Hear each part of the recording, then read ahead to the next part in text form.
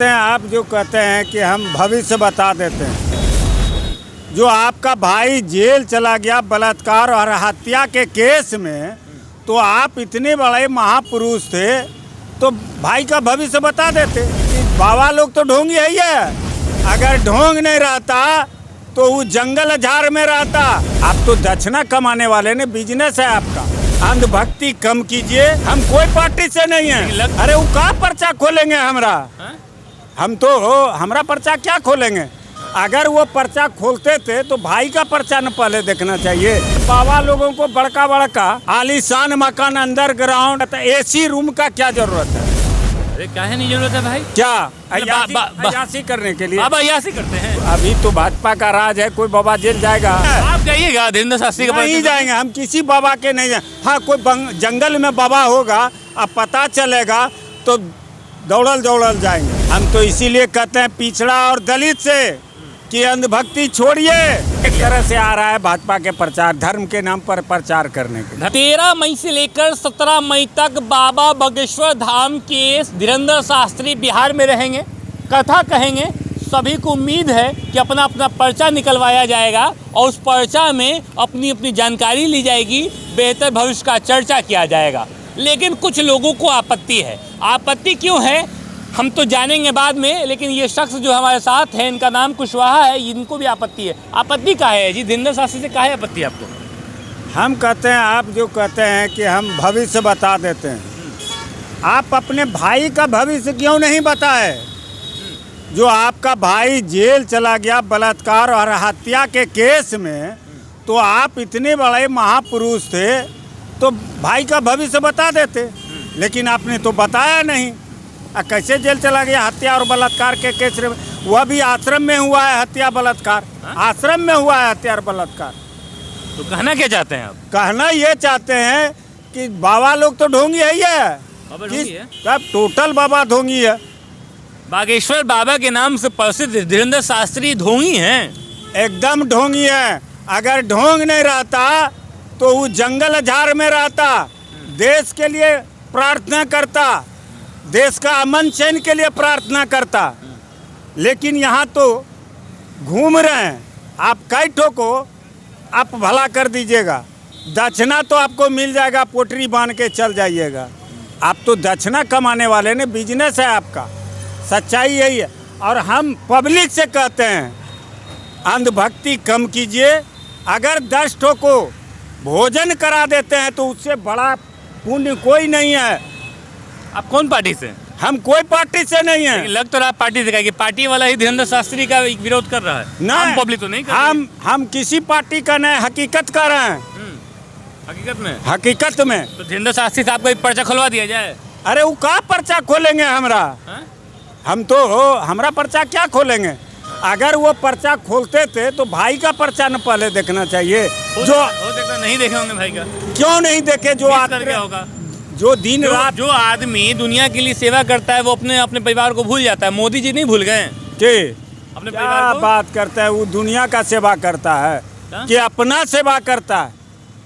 अच्छा, हम पूछते हैं बाबा लोगों को बड़का बड़का आलीशान मकान, अंडरग्राउंड और क्या कहते हैं एसी रूम का क्या जरूरत है? अरे काहे नहीं जरूरत है भाई? क्या अयाशी करने के लिए? आप अयाशी करते हैं? अरे तो धीरेन्द्र क्या कहते हैं, राम रहीम क्या हुआ? आसाराम बापू का। क्यों आप लोग बाबा हैं तो बाबा को कोई संपत्ति से मोह नहीं, माया नहीं रखना चाहिए। बाबा का मतलब होता है कल्याण, तो बाबा लोगों को संपत्ति से क्या कम है? तो ठीक है, वो गलत हुए तो जेल में गए ना, तो ये भी गलत हो जाएंगे तो जेल में चल जाएंगे। अभी गलत नहीं है तब तक तो सुना जाएगा ना। अब अभी तो भाजपा का राज है, कोई बाबा जेल जाएगा? राम रहीम को बेल, बाबा का भाई जेल गया ना। अरे बाबा का भाई वो बहुत रोका। देश में बाबा एक ही है, वो है बाबा साहब अम्बेडकर साहब जी। अच्छा। उनसे बड़ा बाबा कोई देश में है ही नहीं। बाबा उसको बोला जाता है जो लोगों का कल्याण करे। उन्होंने अभी तक क्या कल्याण किया? सिर्फ हिंदू मुस्लिम में दंगा कराना यह कल्याण है? अभी लोग बाबा हिंदू मुस्लिम में दंगा कराते हैं? जी बिल्कुल। लोकसभा का चुनाव है, भाजपा का नरेंद्र मोदी जी उनको बोल चुके हैं बेटा तुम जाओ, वो एजेंट का काम करते हैं। एजेंट है जी बाबा? जी बिल्कुल एजेंट है। तो हम पहले कह के भाजपा का है, इसलिए वो भाई का अरेस्टिंग में भी उतना देर लगा। आप एक चीज़ जान लीजिए कि बलात्कारी और हत्यारा को जेल से बाहर करा के जेट प्लस दिया, भाजपा ने दिया ना, किसको? राम रहीम को।